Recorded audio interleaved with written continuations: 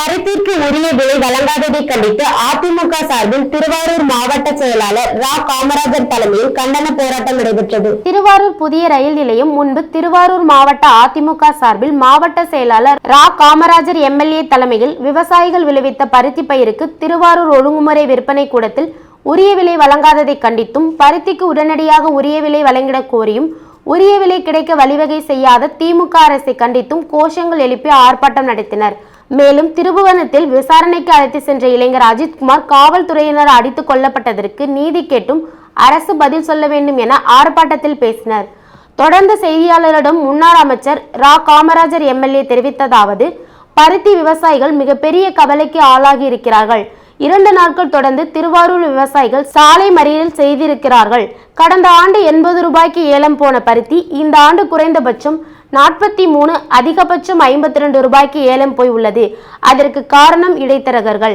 50 கிலோமீட்டர்களுக்கு உள்ளாக இருக்கும் வியாபாரிகள் மட்டுமே ஏலத்தில் கலந்து கொள்கிறார்கள்.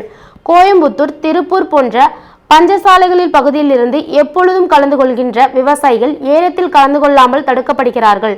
இந்த ஆர்ப்பாட்டம் அறிவித்ததற்கு பின்னால் 3 நாட்கள் முன் குடவாசல் விற்பனை நிலையத்தில் 71 ரூபாய் ஏலம் போயிருக்கிறது.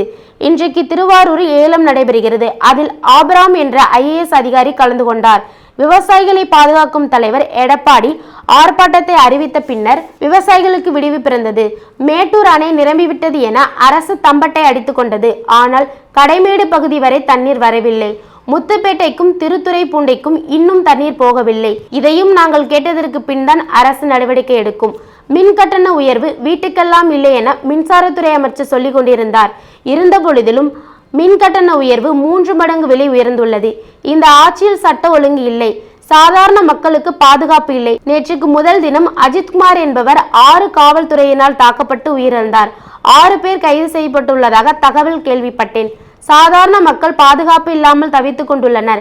26 முறை போலீஸ் கஸ்டடியில் டெத் நடந்துள்ளது.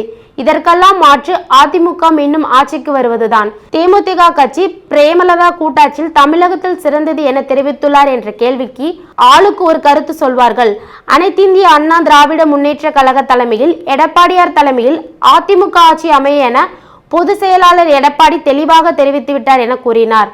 ஆர்ப்பாட்டத்தில் கழக அமைப்பு செயலாளர் சிவா ராஜமாணிக்கம், மாவட்ட இளைஞர் இளம்பெண் பாசறை செயலாளர் கலியபெருமாள், மாவட்ட பொருளாளர் AN பன்னீர்செல்வம், விவசாய சங்க தலைவர் பைரி கிருஷ்ணமணி, மாவட்ட அம்மா பேரவை செயலாளர் பொன் வாசுகிராம் மற்றும் ஒன்றிய கழக நிர்வாகிகள் ஆயிரக்கணக்கான அதிமுகவினர் பங்கேற்றனர். போராட்டம் இது போராட்டம். ஒழுங்குமுறை விற்பனை கூடங்களில் உள்ளூர் ஏஜென்ட்களின் ஆதிக்கத்தை தடுத்து நிறுத்து. பருத்தி ஏலத்தில் இடைத்தரகர்களை அனுமதிக்காதே. கலந்து கொள்வதை தடுக்காதே. பருத்தி விவசாயிகள் மிகப்பெரிய கவலைக்கு ஆளாகி இருக்கிறார்கள். 2 நாட்கள் தொடர்ந்து திருவாரூர் மாவட்டத்தினுடைய தலைநகர் திருவாரூரில் சாலை மறியல் போராட்டத்தில் விவசாயிகளை குதித்தார்கள்.